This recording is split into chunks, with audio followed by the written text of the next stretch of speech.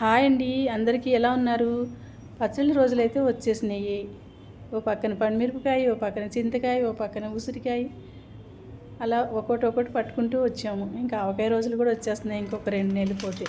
ఇప్పుడైతే నేనేం పడుతున్నానంటారా, నేను అల్లము పండుమిరపకాయ పచ్చడి పడుతున్నానండి.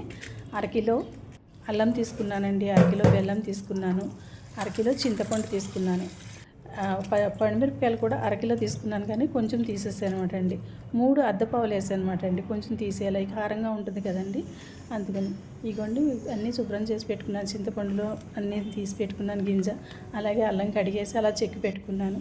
ఒక్కొక్కటి అయితే వేనిస్తాను అనమాట అండి. పండుమిరపకాయలు ఎందుకు వడులుతాయి అంటే, నేను కడిగేసిన తర్వాత 2 రోజులు అలా నీళ్ళలో వదిలేస్తానండి, కొంచెం వడిలిన తర్వాత బాగుంటుంది అని చెప్తారని అలా పెడతాను అనమాట అండి. అది వడిలినాయి కదా, నేను అవి కొంచెం వేపానండి, నూనెలో వేపి తీసేసిన తర్వాత అల్లం కూడా అనమాట అండి. అల్లం సన్నగా తరుకుని పెట్టుకున్నాం కదా, నేను నైటే తరుకుని పెట్టుకుంటాను, ఖాళీగా కూర్చుంటాం కదా అని. తెల్లారేసరికి కొంచెం ఆరుతుంది కూడా, వాటర్ అంతా ఆరిపోతుంది కదా, అప్పుడు కొంచెం తొందరగా కూడా ఏగుతాయి. ఇదిగోండి, ఇది కూడా చక్కగా ఏగిపోయింది కదా. దేనికి అది మనం మిక్సీ పట్టుకోవాలన్నమాట. ఏది ముందు పండుమిరపకాయ పట్టుకోవాలి, తర్వాత అల్లం కూడా పట్టుకుని పండుమిరపకాయ కలిపి మళ్ళీ 2 కలిపి మెత్తగా పట్టేయండి. తర్వాత చింతపండు అండి, చింతపండు కూడా నానబెట్టి పక్కన పెట్టుకున్నాం కదా. ఇదిగో జిల్లులు బెజ్జాలు దాంట్లో వేసి దాన్ని శుభ్రంగా గొజ్జు చూడండి ఇలా పాముతుంటే చాలా ఇదే ఎక్కువ టైం పట్టేసిందండి, పావుగంట పట్టినట్టు పట్టేసింది. ఎందుకంటే మొత్తం తుక్కంతా వచ్చేయాలి కదా, లేకపోతే మనం తింటా ఉంటే అల్లం పచ్చళ్ళ తుక్కంతా తగులుతుంది. చూడండి ఎంత తుక్కు వచ్చిందో, అలా తుక్కు వచ్చిందండి. మిక్సీలో వేసినా కూడా అంత తుక్కు వచ్చింది. అయిపోయింది, వేస్తాను గొజ్జు తీసుకెళ్ళి ఆయిల్ పోసాను కదండి. నేను ఆయిల్ ఎంత పోసాను అంటారో, ఒక అరకిలో ఆయిల్ పోసానండి. సరిపోతే మనం తాలింపులో కొంచెం వేసుకోవచ్చు అన్నమాట. ఈ అరకిలో ఆయిల్లో ఇవన్నీ 3 కూడా ఎగిపోయినాయండి నాకు. అదిగోండి బెల్లం కూడా శుభ్రంగా దంచేసాను అనమాట అండి. దంచి ఇవన్నీ కలిపి బెల్లం కూడా మెత్తగా పట్టేసాను అనమాట అండి, మిక్స్ పట్టాను. ఇవన్నీ కలిపి మళ్ళీ ఒకసారి మిక్స్ పట్టుకోవాలన్నమాట అండి. ఎలాగా, అల్లము, బెల్లము, పండుమిరపకాయ గుజ్జు ఇవన్నీ కలిపి ఒకసారి మొత్తం అదిగోండి అలా ఉడికిపోయిన తర్వాత అది మొత్తం కలిపేసి ఒక్కసారి.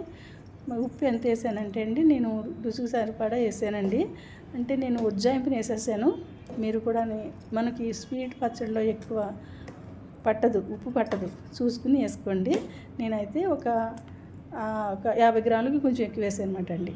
అదిగోండి మొత్తం కలిపేసానండి. అన్నీ కలిపి ఒకసారి మిక్స్ పట్టేయాలండి. మళ్ళీని మొత్తం అన్నీ కలిపిన తర్వాత మిక్స్ పట్టాక ఒక స్పూను ఆవపిండి వేసాను, 1 స్పూను మెంతిపిండి వేసానండి, అంతే. మొత్తం కలిపిన తర్వాత అవి కూడా కొంచెం ఎల్లిపాయ గుళ్ళు వేసాను. ఎల్లిపాయ గుళ్ళు వేసి కూడా మిక్స్ పట్టాను, వీడియో మిస్ అయింది. కొన్ని ఎల్లిపాయ గుళ్ళు కూడా వేసాను అనమాట అండి అన్నీ మిక్స్ పట్టేటప్పుడు.